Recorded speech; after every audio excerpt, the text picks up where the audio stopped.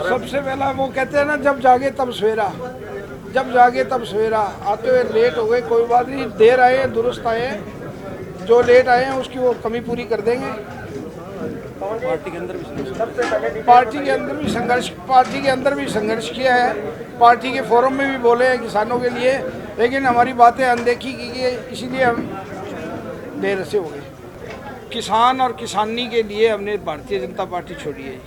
जो किसानों की आवाज़ है ये दबाई जा रही है। किसानों को जो काले 3 कानून बनाए हैं वो वापस नहीं ले रही, इसके लिए मैंने भारतीय जनता पार्टी छोड़ी है।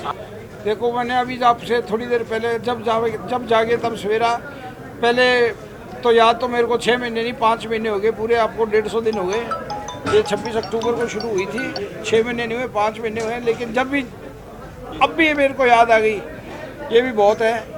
कई बारी कुछ मजबूरियाँ होती हैं, क्यों मैं किसी पार्टी से जुड़ा था, हम आपस में पार्टी फोरम के अंदर बात करते थे, बात उठाते थे, लेकिन हमारी बात नहीं मानी गई, इसीलिए आज हमारे को खुल के सामने आना पड़ा। मैंने सबसे बात की है जी, हमारे प्रदेश अध्यक्ष से लेके मुख्यमंत्री तक सबसे बात की है हमने, ऊपर भी हमने बात करी है। मैं सेंटर में भी गया हूँ मीटिंगों में, हमारे को कहा गया था भी किसानों को समझाओ इस पार्टी के बारे में, इस बिलों के बारे में।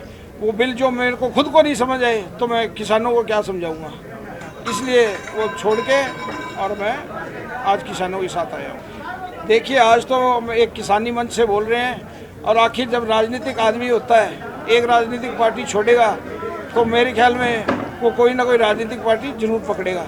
लेकिन आज इस मंच से बोलना वो ठीक जायज़ नहीं समझता मैं। इस मंच पे तो सिर्फ किसान और किसानी की बात करें तो बेहतर रहेगा। उसके बारे में आपने कुछ पूछना है तो आप बिल्कुल पूछिए, क्यों ये एक राजनीतिक मंच नहीं है, ये किसानी का मंच है। हमने राजनीति नहीं करनी यहाँ पे। तो जी, जहाँ पे किसान मोर्चा, संयुक्त किसान मोर्चा, या ये मेरे यहाँ के जो किसान साथी जहाँ भी मेरे को लेके जाएंगे और जहाँ भी ये कहेंगे मैं वहाँ हर जगह पहुँचूँगा। संघर्ष करेंगे, पूरे जोर से संघर्ष करेंगे। बिल्कुल ये वक्त बताएगा जी, अगर मैं खुद नहीं लड़ूंगा और किसान का, अगर कोई किसान मोर्चे से लड़ेंगे तो ये तो नेचुरल सी बात है। मैं अब किसान मोर्चे में जब शामिल ही हो गया तो फिर किसान मोर्चे के साथ ही जाऊंगा, और किसके साथ जाऊंगा। पार्टी को इस्तीफा नहीं भेज दिया जी, मैंने बोल दिया, जब ये टीवी पे बोल दिया, आपके सामने बोल दिया, वो भी लिख देंगे जी, वो भी लिख देंगे, कोई बात नहीं है।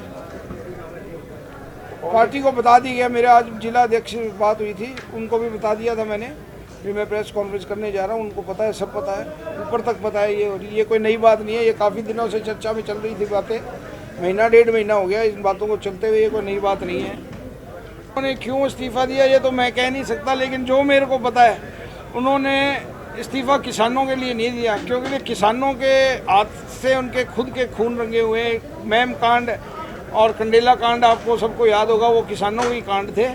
उन्होंने अपनी राजनीतिक रोटियां सेकने के लिए इस्तीफ़ा दिया था, ताकि मैं हरियाणा में कुछ सहानुभूति बटोर सकूं। मेरे को तो यही लगता है, बाकी आप उनसे पूछिए, वो बताएंगे, वो बेहतर रहेगा। और रूपावास में आपको कुछ पहले, थोड़े दिन पहले कांड का पता होगा। एक बुजुर्ग आदमी जब टंकी पे चढ़े हुए थे किसान, एक बुजुर्ग आदमी ने बीच में बोला था, तो उनके साथ कैसे बर्ताव किया, किसानों के साथ कैसे हमारे माननीय विधायक जी बर्ताव करते हैं किसानों के साथ, वो किसी से छिपा हुआ नहीं है। देखिए, ये तो वक्त बताएगा जी, चुनाव लड़ेंगे या नहीं लड़ेंगे। लेकिन जब 3 पीढ़ी हो गई हमारी राजनीति में, मैं कोई आज राजनीति में नहीं आया। सन 1977 से मेरे ताऊ जी जो है चौधरी देवलाल के सपोर्ट से पहली बार इंडिपेंडेंट एमएलए बने थे, और सबसे पहले उन्होंने चौधरी देवलाल को सपोर्ट की थी, इंडिपेंडेंट एमएलए बने थे।